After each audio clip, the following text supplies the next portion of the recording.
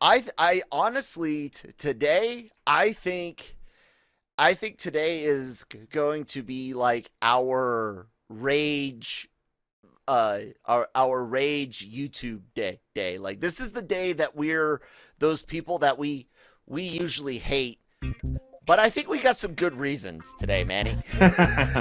Yeah, I think so too. Welcome to the show. Today's episode is proudly sponsored by Grow Generation, where the pros go to grow. More on them in a bit. Yeah, I hope you guys still like us. You guys should definitely like everything that we got to talk about. The people over at Grow Generation offer things that can help you deal with the stress. Man, I can't give this one out, but I just got an exclusive comment from a Star Wars author.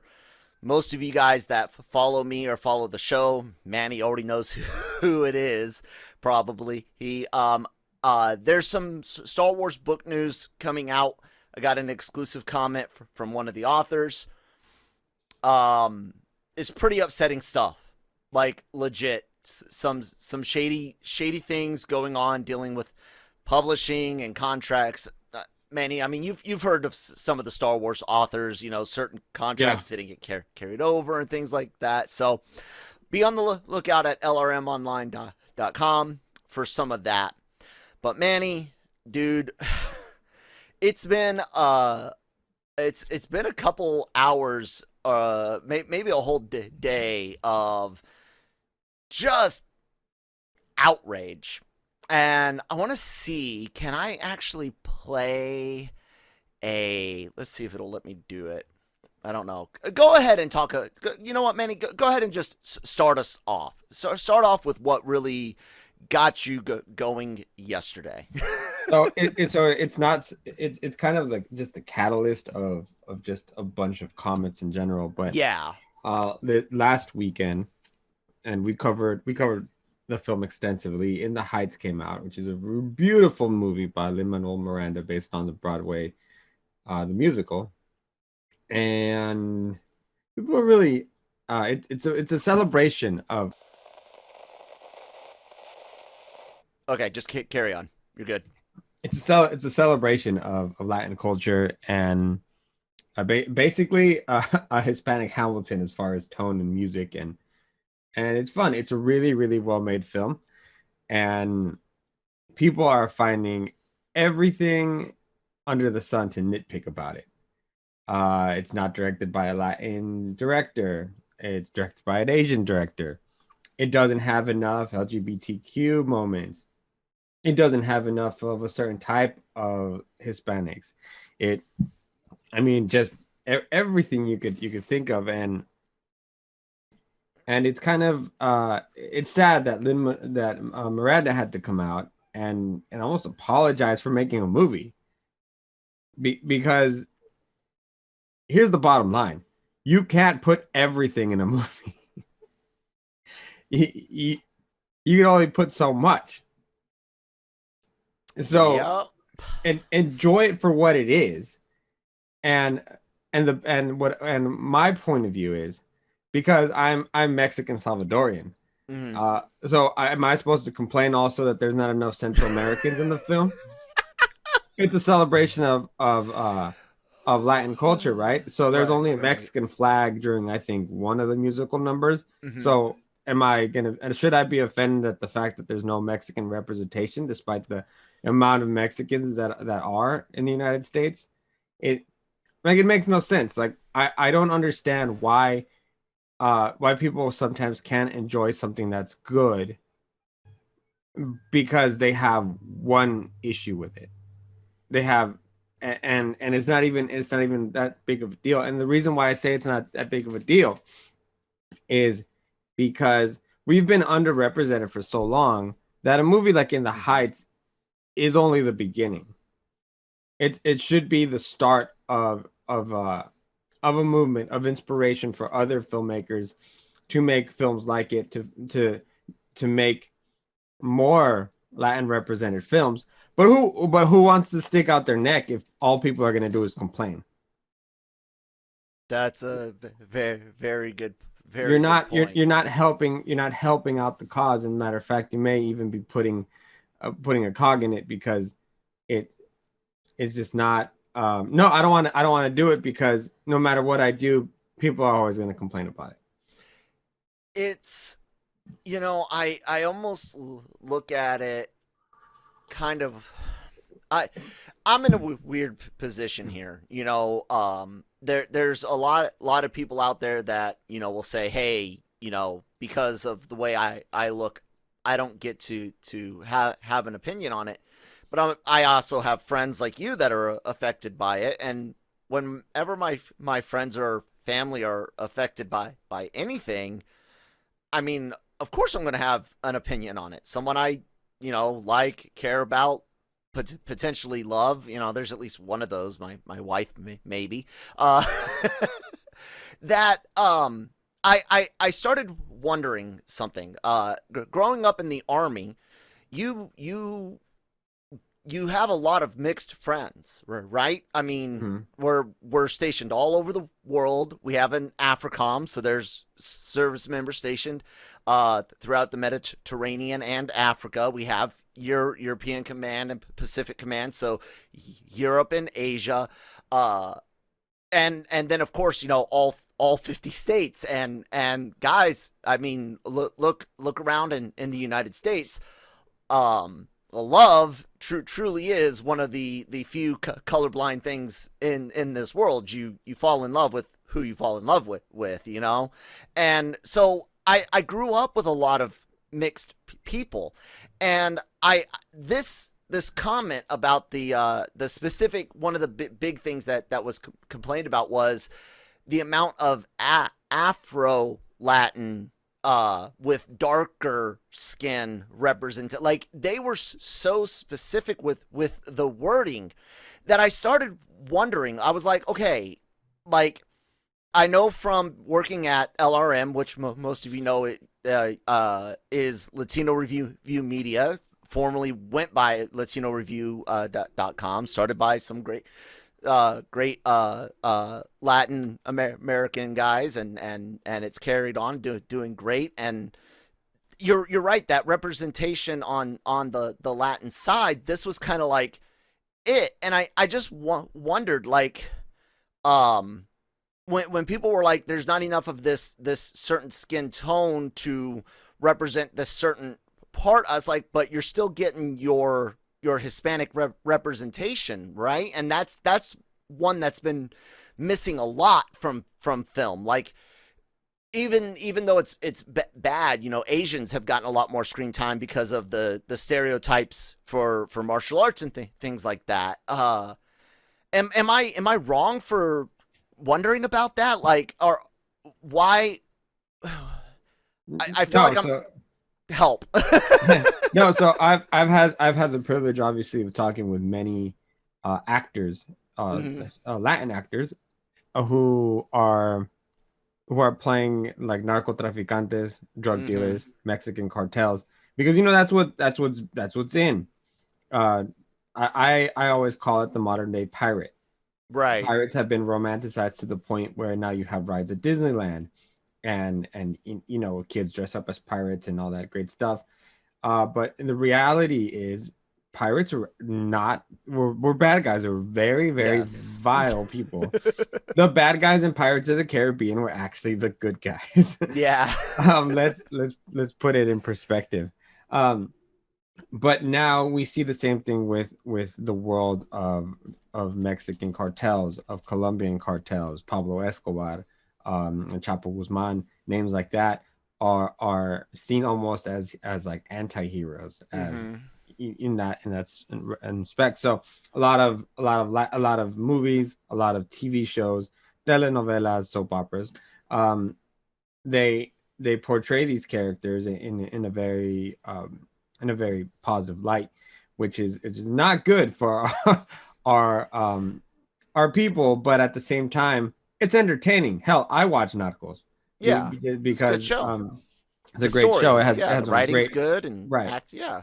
But I asked some of these actors is how do you feel about the fact that our culture is being is being dwindled down to narcotraficantes. How do you feel about having like this is the specific role that you've been offered more than one time? And I was surprised one time when one of the answers was, "Hey, you know what? Our time will come, and our time's coming, because we may be having to do these roles now, but it's actually at least putting a crack, opening the door to our culture, to Mexico, to Latin America, to our people, and it will lead to bigger roles. I It will that. lead to it will lead to better stories and storytelling, because we're not gonna play we're not gonna play these roles forever, but it's at least a step forward than not doing it. Yeah. And I thought that In the Heights was kind of that next step in a celebration of Latin culture, because of how big Hamilton was. Mm-hmm. The name Lin-Manuel Miranda carries weight. So when he does something, and he does it in the same style as Hamilton, it will at least open that door to what our everyday lives are in a because yeah, sure, sometimes you have to put a catchy tune in it, and it's almost kind of gross the way it has to be done, but it got done, and it got done so well. What did we learn? We learned about the community aspect, where everyone gets together and has a meal, old to young and everything in between, the respect for the elders, the work ethic of the Latin culture, which includes sometimes people that don't have papers but still work very, very hard, getting racially profiled for loans and unable to start businesses because of who you are. Gentrification in areas because they want to buy it out and sell it for more money, and so it's kind of clearing out some of these neighborhoods. Hell, I've seen it. I'm from Oakland. Yeah. So I've seen what they've done to like downtown Oakland, West Oakland, where they've driven some of the people out, and now it's almost impossible to live there. And who's living there? It's the people who work at Silicon Valley. It's a way different feel than the one I grew up with. So they created they found a low cost area that is easily commutable from, right. basically. So In the Heights to me was beautiful in that sense that it covered all these little topics that kind of represent us in general, because I'm not Dominican or Puerto Rican, which is kind of what they were focusing on. Right. It's it's New York, and that's the primary Hispanic culture there, but there's still more. Mm-hmm. But I can still relate to a lot of what they're doing, what they're saying, the foods, some of the words. Yeah, when the Spanish came through the Caribbean and South and Central America, they pretty much just Spanish-fied it all, and the natives that were left. Yeah, that's why my last name's Gomez. The natives that were left kind of held on as much as they could, but there's you're right. There's a lot of similarities that you can follow from that far Caribbean of like a Puerto Rico all the way to the left coast of Baja California even, and find similarities, but also these incredibly vast, unique cultures and dialects and everything, all within the greater Spanish-speaking Latin culture in South and Central America. And then you throw in the Portuguese side of things, and it gets even crazier. And then you got to remember that the French had a big part in the Caribbean too. So, dude, the food, oh my God. I'm just starting to think of food. but my point to this is you can't do everything. You can't do everything in one film. And to really criticize the film as much as it's being criticized. And I think that's what gets me the most, that it's not one centralized, this is a problem with the film. It's this is the problem. This. And it's like, all right, then let's do nothing then, because in one film we can't put everything in it. This is one man's vision of it, and it should inspire more filmmakers, actors to make more content like this. But if you're complaining about it so much, number one, you're not going to get any more support in the future. And number two, like I'm saying, you're not going to have filmmakers wanting to make films, because the culture is just going to complain about it. Yeah, I gotta. I hope this doesn't come out wrong, and anyone, if it does, I apologize, but I seriously want to know the reaction with the whole like skin tone and that focus on the Afro Latin representation. Do you think at all that, and again, I'm not projecting, seriously just curious, do you think that at all has to deal with maybe some internalized I don't want to say dislike, but maybe some internalized, or not even internalized, but the trauma of not having enough uh, positive, so to speak, Hispanic roles that they're like, oh, I relate more to my African American side. Do you think that had anything to do, or is it literally just someone looking for something to complain about? Well, part of it is also lack of representation because, like for example, me in pop culture, being Salvadorian, I have two people really that I relate to as far as characters, Mm-hmm. and one of them is Ruben Salazar on Fear the Walking Dead, because he's a Salvadorian immigrant who survived the Civil War, which is what my Mm. mom did, Wow. Wow. and so in their country. Yeah. So man, that character is means a lot to me. Yeah. I even got to Definitely. talk to um, Ruben Blades, who plays the character, and he's Panamanian, and so Central America. And then my only comic book representation that I have that's close is Jessica Cruz. I believe she's Honduran American, and she has anxiety issues, and she's done so well. I mean, Humphrey's what she did with that character, what he did with that character, and just just one of the greatest additions in DC in the last few years. No, So Steam. I get that too, man, because like when I went to go see Black Panther on its premiere night, and I saw everybody dressed up and having so much fun, I was a little bit jealous, Mm-hmm. because we don't have that, Right. and so but I don't like rage about it. I don't, Mm-hmm. because I'm very happy that the fact that they got it Mm-hmm. as a Yeah. culture, and so I'm like, okay, with if this can happen, then I'm pretty sure our time will come Mm-hmm. soon as well. And the way I saw it within the Heights was, yes, it doesn't have everything we want, and it's not necessarily like a serious tone story, which sometimes you need, but at least it opens the door and you can have conversations, and because you're almost tricked into learning about us through catchy songs, through catchy Hamilton like songs, which everyone loves. But if you're just gonna complain about it, then I think the rest of society will just ignore it. Like, oh Mm. well, I guess it's not the a proper representation of Latin culture So I'm not because gonna it's watch missing it. this, Yeah. this, and this. So And they end so up missing whatever. out on something good that does actually show a Right. good, I decent amount. so Yeah. so like I said, yeah, do I think it did probably deserve a couple uh more people of that did not, like whatever you want to call it. Yeah. Sure it did, but don't bash it for it, because it at least does a good job at getting us where we want to be.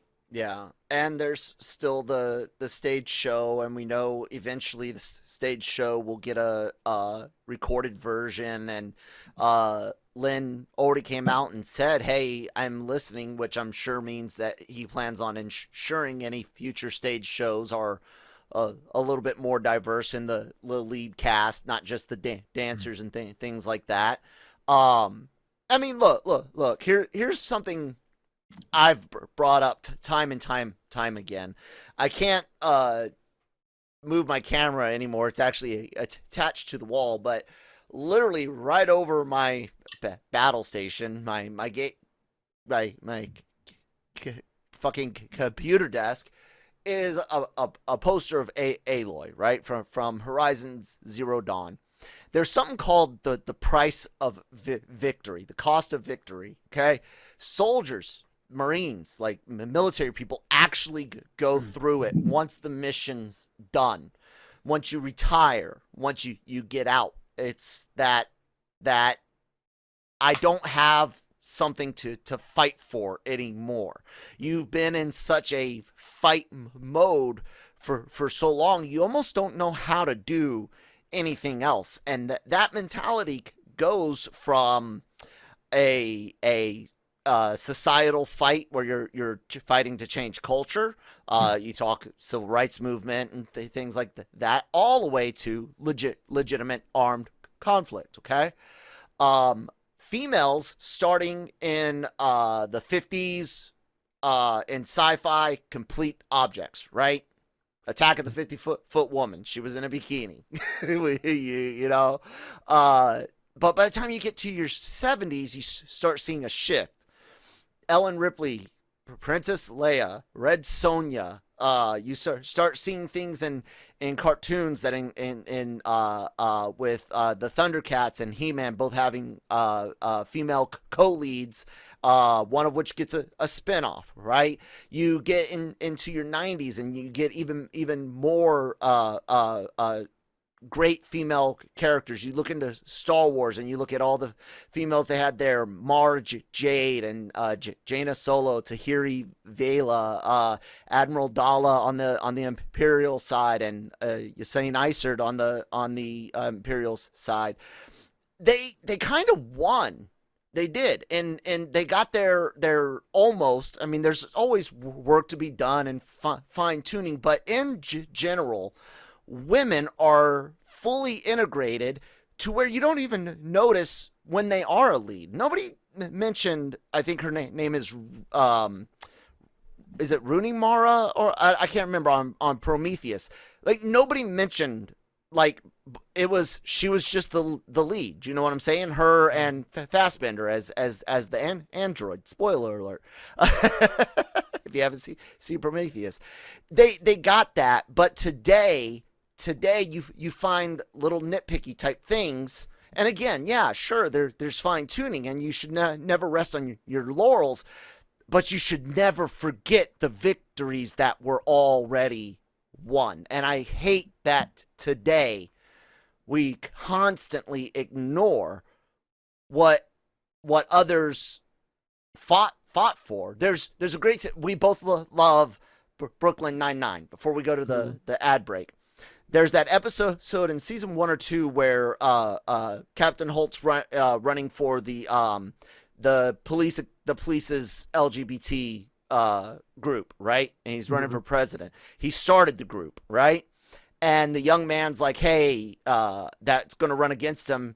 You know, I like everything that you represented. I got some good ideas. So best of luck. And he's planning on destroying him and all of that. And Gina points out to him when he's like, you know, hey, look, I did all this fighting. I had to do this and this and that. And he hasn't had to do any of that. And she's like, wasn't that the whole point of what you did? Why you started this group? So look, ladies and gentlemen, everyone, there were a lot of fights to get us to where we are. Just like Bill Maher said the other day, and for me to quote Bill Maher always like burns parts of my body inside.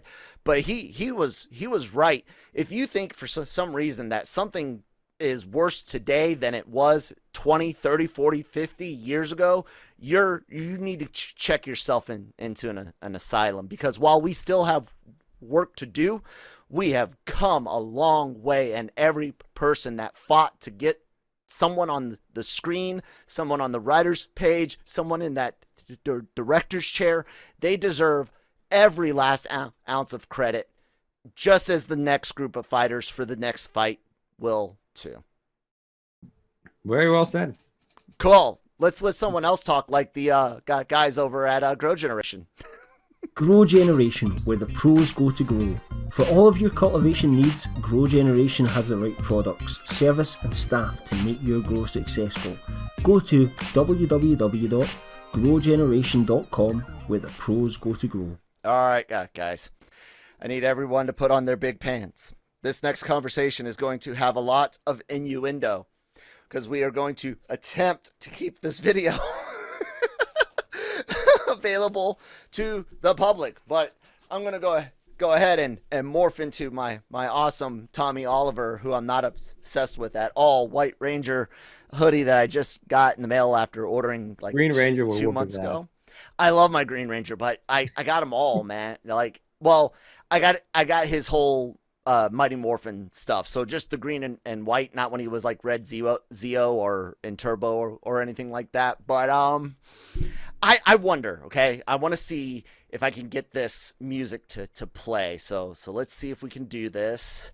Yeah, we want that. Optimize for video. We want to share this sound. Share. There we go. We got some music. You hear it? Yeah, you're muted. Unmute yourself, because let's talk about Batman, man. Let's talk about Batman. Music in the background? What's going on? Yeah. I like it. Get a little angry, because we got to. No, I'm not angry about it. I am, because I want it. Tell me why you're. Let's set the story, okay? Here's the thing. Warner Brothers DC has this weird way of doing things where I don't know. There's Zack Snyder and the Snyder Cut, which that is a kind of like it's ironic because they said it in the movie. It's a bell that can never be unrung. I mean, every day it's like Snyderverse this and release and restore and blah blah blah. And I thought that releasing this movie was gonna end it all. Anyway, there's one of your mistakes. Here's another one. So yesterday, via Variety, they had an interview with a co-creator and executive producer, Justin Halpern, who was talking about Harley Quinn and Batman. And I quote about a moment that they had to take out of Harley Quinn. Cartoon, yeah. A perfect example is that in this third season of Harley, when we had a moment where Batman was going down on Catwoman, and DC was like, you can't do that. You absolutely cannot do that. They're like, heroes don't do that. So we said, are you saying heroes are selfish lovers? They were like, no. It's that we sell consumer toys for heroes. And it's hard to sell a toy if Batman's also going down on someone. End quote. Look, the Twitter responses. Oh, and my God. you know, I almost sent a check to DC because of the entertainment value that I got all day yesterday. It was so the best, I think one of the best ones I saw, and I'm sorry that I'm not giving credit to it because I don't know it off the top of my head, but I just remember it. The best one I read was Batman begins, but his lovers don't finish. God. That was so good. Look. This is a rated R cartoon. You guys have given them so much leeway. You guys look at Teen Titans Go. The amount of self-deprecate. Look, you guys have allowed the crew at Teen Titans Go.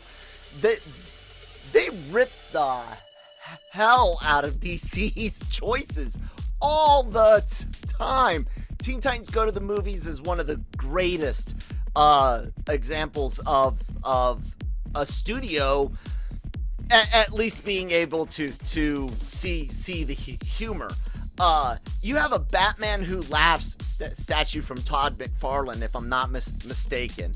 You guys have done risque stuff before, violent things before. You killed a Robin in the comics back in the day with a fucking crowbar, okay? I don't like. You're muted, by the way.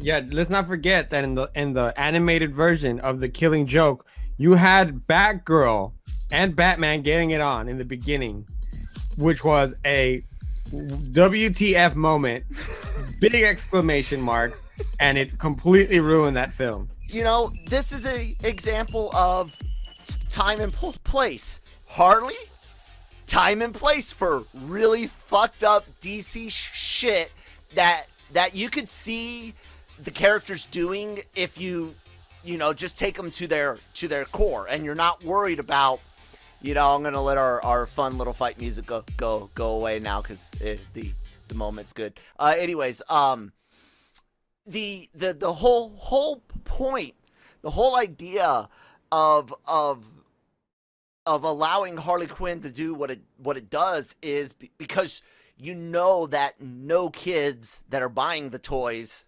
are watching it. Not supposed to be watching it. Or at least not supposed to be watching it. And if they are, hopefully under parental supervision. And if that's the case, then the parents are still likely to buy the toy then. So, Warner Brothers, where's your consistency? Where's your logic in this? I don't see it. I'm missing it.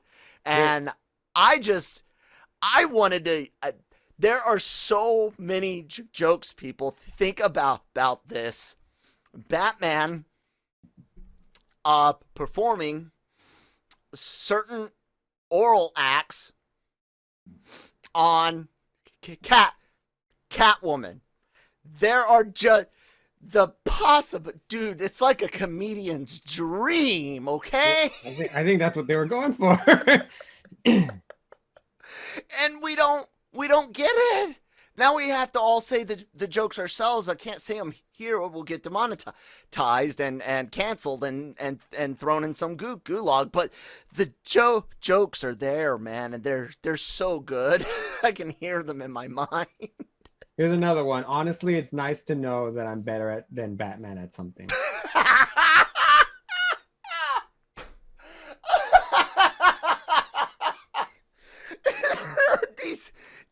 DC just ruined Batman by trying to save him. They just emasculated the guy. Oh my goodness. Oh, I remember. Did you watch The Sopranos? Oh my God, this one's great. If Batman doesn't do what we're talking about, then what the fuck are these handles for?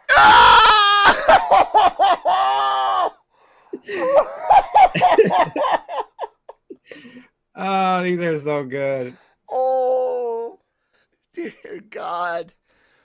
I forgot what I was going to ask. I don't know. I'm completely... I decided to go back and...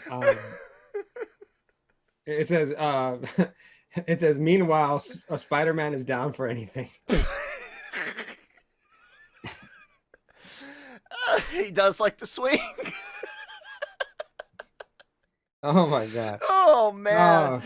Oh, so as you, honest truth, do you wish the scene had been allowed? So here's the thing. If I would have never known about this, I wouldn't have cared. Right now, I still don't care. It's just funny. But you see the reaction of the internet, and I think this is what the co-creator was going for. Because being the co-creator, executive producer, I think he's like, fuck it, fire me, try to fire me after how successful the show is. But putting this out there is kind of showing DC, this is funny. And now this is bigger than it ever would have been on Harley, because on Harley Quinn, the show, it would have just been a joke and you would have moved on. Just like every other thing that they've done with the very sensitive Bane. Have you seen it? Have you seen Harley Quinn? Yes, I've seen the first season. Okay, you have the sensitive Harley Quinn. Mm-hmm. You have a really, really fucked up take on like Mr. Freeze. Mm-hmm. You have a very, very distraught like Commissioner Gordon and things like that. I mean, but it's really good. It's all fun and games because, like you said, the self-deprecation of DC sometimes, and they do it in that show. Then in the second season, they go into that pit where Bane comes from the Dark Knight Rises, and they make fun of it. It's just a little bit more mature than the way they do it on Teen Titans. Mm-hmm. It would have just been a joke, and it would haha, and you would have moved on. Yes, you're not selling toys to kids from Harley Quinn. No, you're not. You're maybe selling statues to adults. Mm-hmm. But you're not selling toys. Mm-mm. This was DC's opportunity for a new line of toys. but we're gonna leave it there. That's it. I'm putting that away. um, but now that it's on the God. internet, Dude, the H word. It's no, gonna happen in the H don't word. do They're it. gonna do it. Look, Batman's already got an anime. A nice TVA mug, by the way. Oh, thank you. Uh, uh, Batman's already had an anime, so the H word can solve this. Japan, Studio Trigger, someone. Let's talk. Let's talk. Like this. Or no, we gotta go. We gotta go with the people that have the government that we don't like because they have no copyright laws with the CCP. So we could totally do this through them. And first of all, I don't legal. support this, so don't say we. I'm not for this, man. Don't do that to my superhero. That's my favorite superhero right here. My heroes don't do things like that. So that was some of the other people's legit complaints, and this is something we've talked about. DC heroes were created to be looked upon as idols, demigods, right. Perfect, right?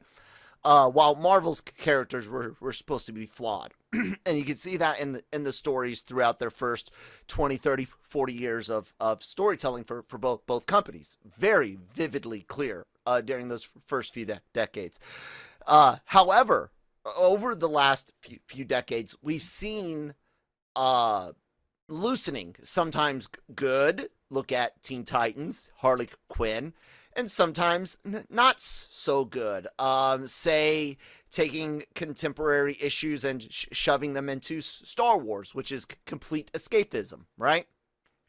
I think because DC has shown that you can take your gods and humanize them through comedy. I wouldn't think any of this would work in real life or live action or in comics necessarily, but in the Teen Titans Go setting, in the Harley Quinn setting, I don't mind them sullying Supes or Bat or any of the heroes for that matter. You know they could make Wonder Woman a complete slob, and like her outward image is just that.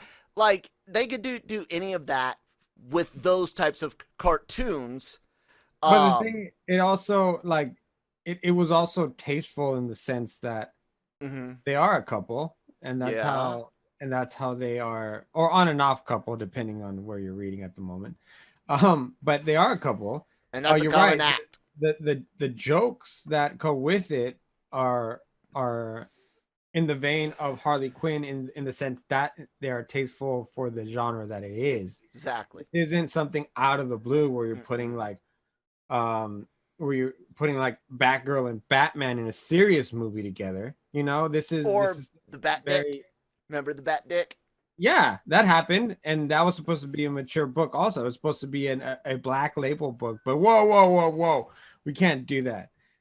It's the reason why actually with this comment that was made and let out, some former DC writers, creators have actually came out and says this is why we left DC.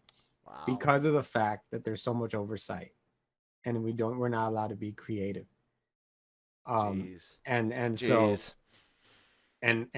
you know, it's one of the things that's actually, I believe, hurting comics in both DC and Marvel. There's so much oversight from Marvel Studios, from Warner Brothers, because you want to protect the films, not the source material.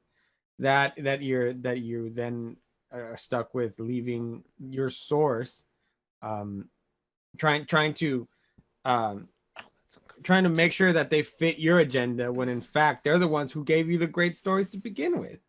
Yeah, you know, and so yeah, it's still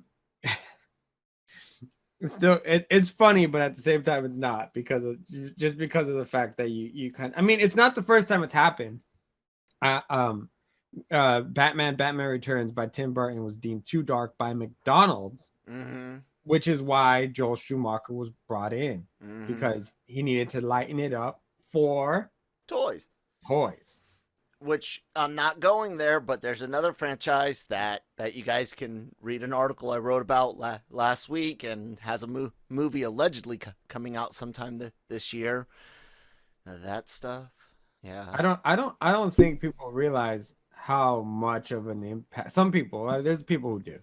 Some people realize how much of an impact toy sales impact properties, specifically like Power Rangers, Ninja Turtles, He-Man was another one, G.I. Joe, Transformers, G.I. Joes. All these shows were not for entertainment purposes. To make the main toys. goal was to sell toys. So when Jack Nicholson asked, "Where do you get those wonderful toys?" Toys R Us. Well, not anymore because that's gone too. So yeah. Amazon, eBay. Yeah, that's. Whew, man. This was a fun episode. For so much rage, we sure did laugh a lot. No. Well, we got you got to smile like Frank Sinatra says at all times. For the last little bit,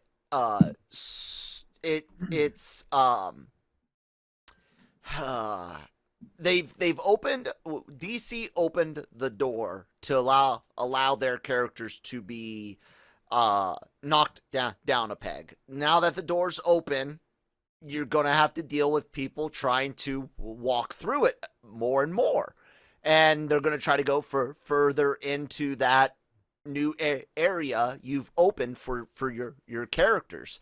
It's kind of like the nature of the beast. Star Wars is dealing with it to a degree, but they're learning fast that they're opening the door of contemporary commentary in Star Wars has resulted in almost completely shutting off the door for escapism, which has seen a reduction in sales of certain books. And we have seen a first wave of reprinted Legends books, including like Heir to the Empire, Shadow Point, and things like that. And there's a second wave of books that is coming. Some things just hit Amazon. There's no images, just a thing that says, hey, this book is coming out on this date. Look at lrmonline.com a little bit later today for the article and a quote from one of the writers. Basically, what happened is Disney, when they bought Star Wars, contracts with authors through like Del Rey and the publishers. Some of them carried over and some didn't. And so a lot of authors, as far as their Star Wars books are concerned, if they're ever printed outside of, Del Rey or that original contract, they won't get any money. But by reissuing these books, Disney is, one, admitting that their new books don't sell as great as they wish they did. Two, that the old books still sell pretty well and are very, very popular. And three, great business sense, support it as a laissez-faire, money-loving capitalist pig, but hate it as a human being. It's fucking smart money, because if they reprint it on their own label, they ain't got to pay anyone jack, because they bought all the rights to all the stories. They can reprint as much as they want with their own new publishers and new contracts, and it's shitty, but yeah. So I have a lot of feelings about it, because to me it was like always common sense. You guys saw how popular the EU was. You guys saw in 2015 how unpopular your new canon books were. Why does it take so long to realize the mistakes you've made? Like, I don't get it. It was so easy to just keep printing those books. And now you're doing it, and you could have been making money for years. And probably been helping these authors out too, because you would have been in a better financial position and not been looking for an influx of money post-pandemic, because that's also what this is. Covering for losses. Using some of our favorite authors and favorite books to cover for the pandemic losses. Smart business, terrible humans. Anyways, Manny, you got anything else to gripe about today? To gripe about? No, I do want to give a shout out to CW for the awesome trailer that came out yesterday for Stargirl, which I'll be posting shortly. Season 2 looks like it's going to be really good. We're going to see the daughter of Green Lantern, which I'm excited for. Alan Scott's daughter. And then also Eclipse is going to be the main villain, but the Shadow's going to be in it. And it looks good, man. I thought season 1 of Stargirl was going to be extra cheesy, which it was a little bit, but I think Breck did such a good job at Stargirl. And I liked her better in the TV show than I liked her in comics. Didn't they just cast Scott? Or no, they just announced that he'll be in the Green Lantern Corps. They didn't cast him yet, right? They did cast him already. They did cast him. Yeah, he was cast already. Okay, yeah. I remember hearing about the character, and that he was coming up and going to be a part of the Green Lantern Corps show, I think it is. But anyways, that's cool. All right, so let's close this out, ladies and gentlemen. I've been saying it all day long. LRMonline.com. All your entertainment news, needs, and opinions are there. Please, if you're watching us on the YouTube channel, hit that subscribe button. It really helps us out. We appreciate you watching all the way through as well. The more watch time, the better. Share us with some friends and family. There's a lot of really good celebrity interviews, producers, writers, directors, in addition to all of our podcasts that are available on YouTube and LRM's Genreverse Podcast Network. Wherever you get your podcasts from, Google, Spotify, SoundCloud, allows our playlists to be public, curated for you guys, makes it really easy for shows. We cover Star Wars dedicated, anime dedicated. No Mercy will be coming back with Cobra Kai season 4 later on. Lots of really cool stuff. Manny, on the interview side, what's up, man? Interview side, we got Danae Garcia from Fear the Walking Dead. I have Hal Cumberson from Beyond, The Walking Dead Beyond today. I'll drop also an interview with Jim Gaffigan for Luca. Also have Jennifer Jones Garcia on the last season for Sci-Fi's Van Helsing. Somehow I missed that, but so I'm gonna see, maybe I'll go back and check it out. Van Helsing is a pretty cool character altogether. It's different because it's set, I think it's a descendant of his. Yeah. Yeah, and just a bunch of things, little things like that. A couple more launchpad interviews to wrap that up, and keep in tune because soon I'll be covering Black Widow. So we're getting close to that release date. Advance tickets are already on sale. I got my ticket. Got his. I don't need tickets because I know. I'll get there. The Daily COG is important, and they need two minds on everything for critical analysis. For critical analysis. For true critical analysis, 2 minds are better than one. Right.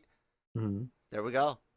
So Disney, hit me up. Anyways, you guys can see the social media information down below. If you're watching on YouTube, hit that red subscribe button one more time. If you can't see it, I'm at that Kyle. I'm brain dead. I'm at that Kyle Malone on Twitter. He's at LRM__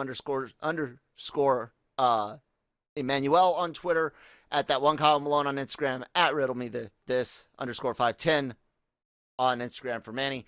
Thank you guys so much for listening today. And yeah, we will talk to you tomorrow.